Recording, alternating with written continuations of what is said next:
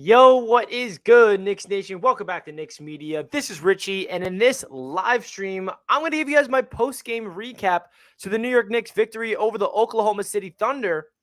And let's go. The Knicks finish off the road trip 3-2. Can't complain on that front after a big-time revenge game tonight against the Oklahoma City Thunder, who absolutely kicked the doors off at home at Madison Square Garden, their last home game before they went on the road. And you know that the Knicks wanted their revenge, and they got their revenge tonight in Oklahoma City to get the job done, led by Jalen Brunson, 34 points. This man is out of control. RJ Barrett breaking out of his slump with an efficient 25-point bomb. Julius Randle, he also had 21 points. Oh, no, he also had 25 points, excuse me. And Emmanuel quickly off the bench looked great with 18. So in this stream, guys, we're going to be talking about tonight's game as well as the entire road trip, because this was a big time win for the Knicks, because they start off the road trip on fire. We beat the Utah Jazz.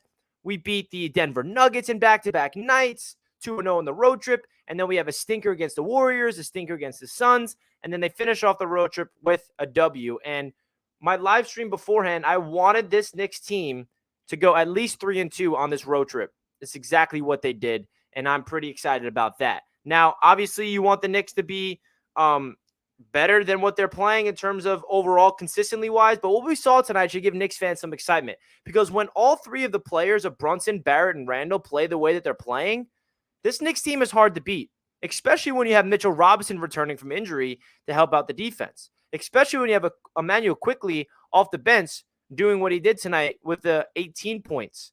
So this Knicks team is deep, and this Knicks team, when they're clicking in all cylinders, they look unstoppable. The question is it going to be consistent, and is it going to be something that Knicks fans can look forward to seeing every night instead of wondering if this is going to be a consistent thing or not? So shout out to everybody in the chat. What's up, Angel? What's up, Gideon? Hope you guys are having a fantastic night. And shout out to anybody watching this on replay. I hope you guys are having a fantastic night, or you're watching it the next day. Please do me a favor and hit that like button, guys. Really does help out the channel. The Knicks are back to 500, getting a big-time W on the road.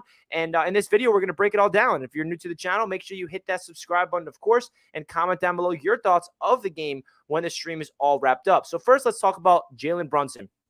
Jalen Brunson with 34 points and 9 dimes.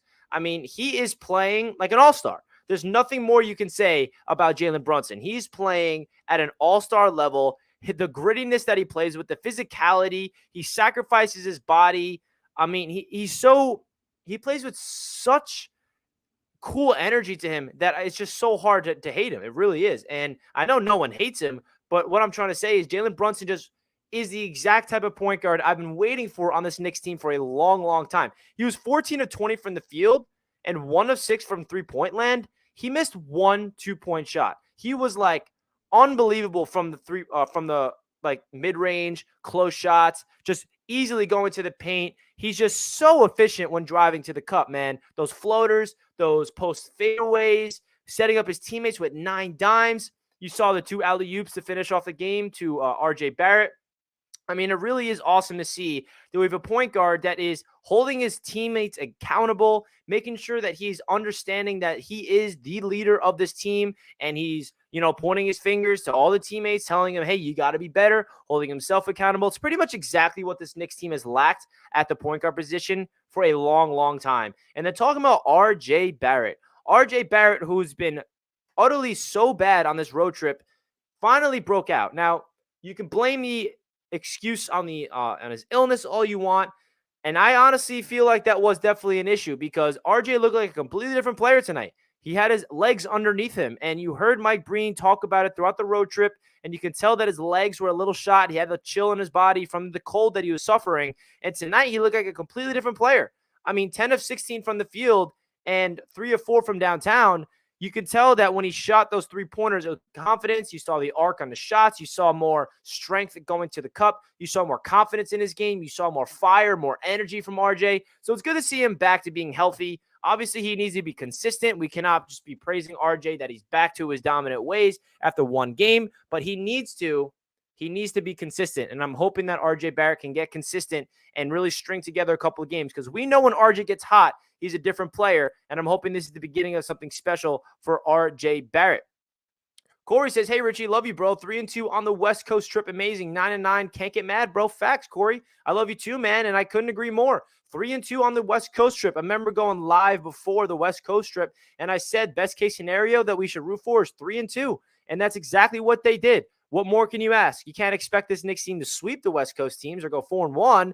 We go 3-2, and I'm pretty pumped up about that to get back to 500. Absolutely. And then Julius Randle, he had a night where, such a quiet 25 points, because there was like a stretch where he just went into the post and just doing fadeaways and hitting them back to back to back, and then the bully ball down low. And Julius Randle was just on money tonight. And you love to see that from Randle. You saw that game against the Nuggets where you just saw a different type of Randle in terms of energy, in terms of passion, fire, attitude, just all that stuff. And then you see Randle kind of have some inconsistencies against the Warriors, against the Suns, and then he comes out there and plays his brand of basketball that we all know that he's capable of, with their smooth 25-11.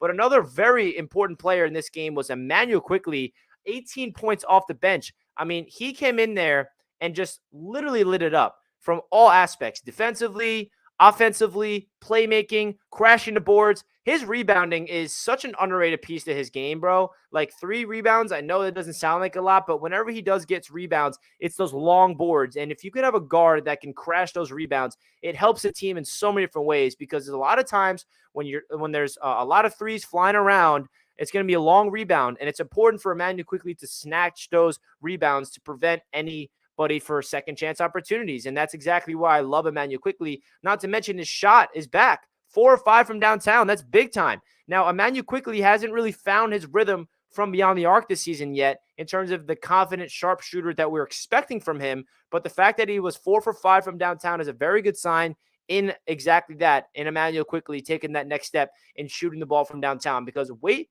until IQ gets his shot and his confidence from beyond the arc, then he's going to be tapping into another level of his game. Jericho Sims off the bench with 6 points and 7 boards. He's providing a big-time impact. I have noticed that Thibodeau is running 3 centers in a rotation. With Mitchell Robinson returning, they're easing his way into it. He only had 13 minutes of action, and they also have Jericho Sims with 15 minutes, and they also have Zaya Hardenstein with 15 minutes. So Tom Thibodeau has a 3-man rotation at the center spot. So that's pretty interesting stuff. DA comes in the chat, says, hit the like button. Yeah, guys, everybody do me a gigantic favor. Everyone smash that like button on your way into the show. Really helps out the channel. Whether you're watching it live or watching a replay, it does help out a lot, guys. You can just hit that like button. Thank you, DA. Appreciate that, my man. And listen, it's really interesting that Thibodeau is running a 3-man rotation at the center spot. And I like it because Jericho Sims provides a big impact, a big spark. Hardenstein provides a big spark as well. 8 rebounds, a block, a steal, and Mitchell Robinson coming back from the injury. He's going to get his way, get his feet underneath him, I'm sure.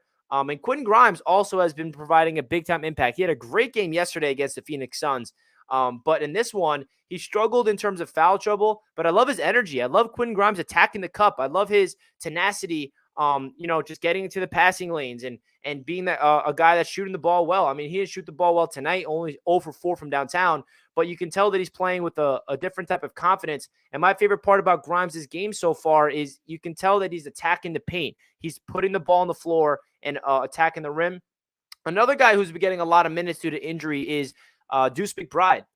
D Rose is injured, and he's day-to-day with a toe injury. So Deuce McBride is getting minutes in his place, and I am so happy that Deuce McBride is getting these minutes, man, because he deserves it. It's hard that D Rose is injured. Obviously, you don't want to wish injury on anybody, but the fact that Deuce McBride's finally getting the minutes he deserves is awesome to see. Not that good offensively from Deuce, but that's not where his impact is. His impact is defensively. 2 steals, getting into the passing lanes, and being a dog on that side, being a pest all over the place. So all around, great team victory for the New York Knicks.